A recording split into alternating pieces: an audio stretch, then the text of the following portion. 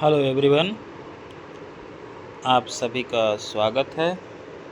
आज हम आप लोगों को बिहार बोर्ड के क्लास 10th के जो सामाजिक विज्ञान विषय है उसमें जो एक किताब है अर्थशास्त्र, उसके चैप्टर 1 के बहुविकल्पी प्रश्न यानी कि मल्टीपल चॉइस क्वेश्चन को हल करेंगे और आप लोग भी अपना इसमें देखें कि और बताएं कि आप लोगों को कितना सही हो रहा है। मैं प्रश्न बोलते जाऊंगा और उसमें जो है उसके विकल्प भी बोलूंगा, बाद में उत्तर भी बताऊंगा, लेकिन उसके पहले आप दिमाग में सोच लीजिए इसका उत्तर क्या होगा। इस तरीके से आप अपना मूल्यांकन कर लेंगे कि मेरा कितना सही हो रहा है, कितना नहीं सही हो रहा है। ठीक है बच्चों, चलो चलते हैं आगे और हम अपने सवाल को हल करते हैं। तो मेरा पहला सवाल क्या है? अर्थशास्त्र इनमें से किसे पिछड़ा राज्य कहा जाता है? इनमें से किसे पिछड़ा राज्य कहा जाता है? चैप्टर 1 से है। चैप्टर 1 का नाम क्या है? बिहार बोर्ड की जो किताब है उसका नाम है अर्थव्यवस्था एवं इसके विकास का इतिहास। इसमें प्रश्न है इनमें से किसे पिछड़ा राज्य कहा जाता है? तो ऑप्शन है दिल्ली, केरल, पंजाब और बिहार। क्या हो जाएगा? बिहार हो जाएगा।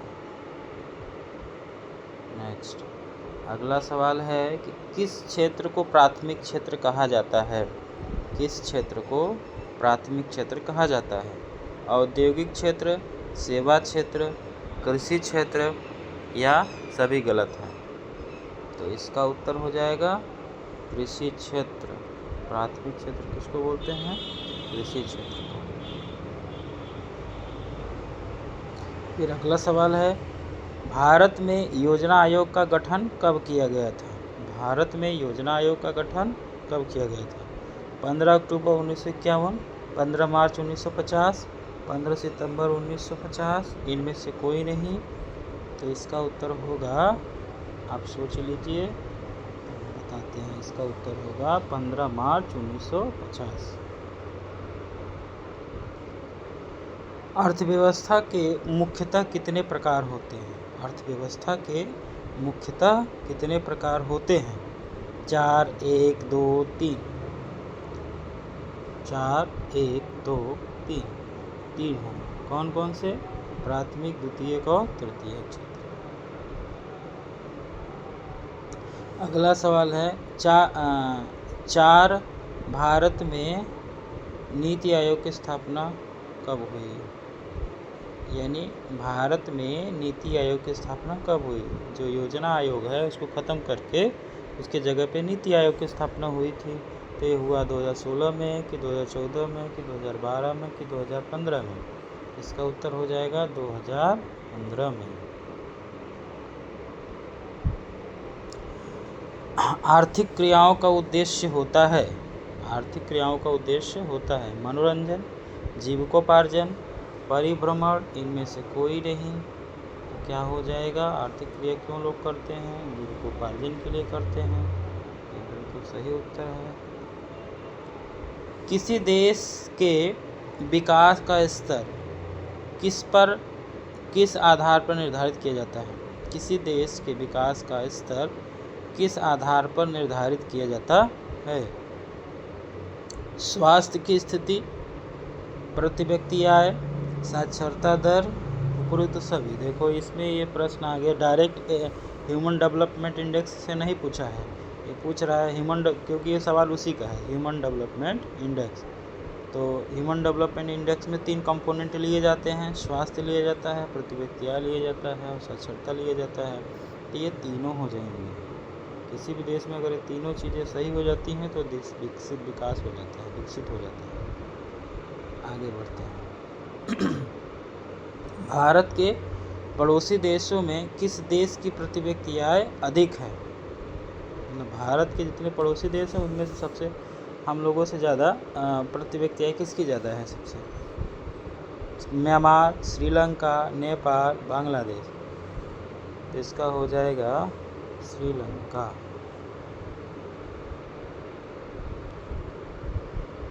फूट डालो राज करो की नीति किसने अपनाई?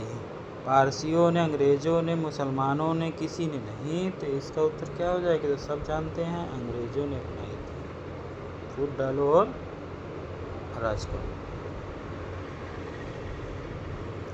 भारत की प्रथम पंचवर्षीय योजना का कार्यकाल था। भारत में प्रथम पंचवर्षीय योजना का कार्यकाल था 1954 से 59, 1951 से 56, 1952 से 57, 1953 से 58। तो क्या हो जाएगा? 51 से 56। योजना आयोग बना 1950 में, फिर 1951 से पहली पंचवर्षीय योजना 5 वर्षों के लिए लागू हो गई थी। बिहार में जीवन यापन का मुख्य साधन क्या है? उद्योग है, कृषि है, व्यापार है, उपरोक्त सभी है। इसमें देखो पूछा है प्रमुख, मुख्य है तो सभी, थोड़ा बहुत तो सब है, लेकिन मुख्य उसमें से पूछा है तो इसमें हो जाएगा कृषि। भारत में प्रथम पंचवर्षीय योजना की शुरुआत कब हुई? भारत में प्रथम पंचवर्षीय, अभी ये सवाल आया था, तो 1953, 1951, 1950, 1952। कब हुई थी? 1951। राष्ट्रीय विकास परिषद का गठन कब हुआ था? ये भी हम पढ़ाए हुए हैं अपने क्लास में। तो इसका उत्तर हो जाएगा 1953, 1951, 1950, 1952। क्या हो जाएगा? 1952 होगा इसका उत्तर। जो योजना आयोग की स्थापना हुई थी उसी के बाद NDC यानी कि नेशनल डेवलपमेंट काउंसिल की स्थापना हुई थी, राष्ट्रीय विकास परिषद। इसका काम क्या होता है? योजना आयोग जो भी मॉडल बनाता है उसका ये फिर से एक बार इसमें पुनर्विचार करने के लिए इस पर दिया जाता है, इसको भेजा जाता है। अगर ये अप्रूव कर देता है तो वो लागू हो जाता है, फाइनल मान लिया जाता है। मनरेगा के अंतर्गत ग्रामीण मजदूरों को साल में कम से कम कितने दिनों के लिए रोजगार देने की व्यवस्था है? 225 दिनों के लिए, 150 दिनों के लिए, 100 दिनों के लिए, 200 दिनों के लिए। कितने दिनों के लिए हो जाएगा? 100 दिनों के लिए। 100 दिनों की गारंटी देता है मनरेगा। मनरेगा एक कार्यक्रम है विश्व स्तर का, राष्ट्रीय स्तर का, प्रांतीय स्तर का, इनमें से कोई नहीं। विश्व स्तर का कैसे हो जाएगा? हम विश्व में थोड़ी सबके लिए लिए हैं। अब किसी राज्य, सिर्फ किसी विशेष राज्य के लिए नहीं है कि पूरे देश में लागू है, तो ये राष्ट्रीय स्तर का हो जाएगा। ठीक है, अब हम इसको रिजल्ट जो है दिखाएंगे नहीं, मैंने सब सही बताया है।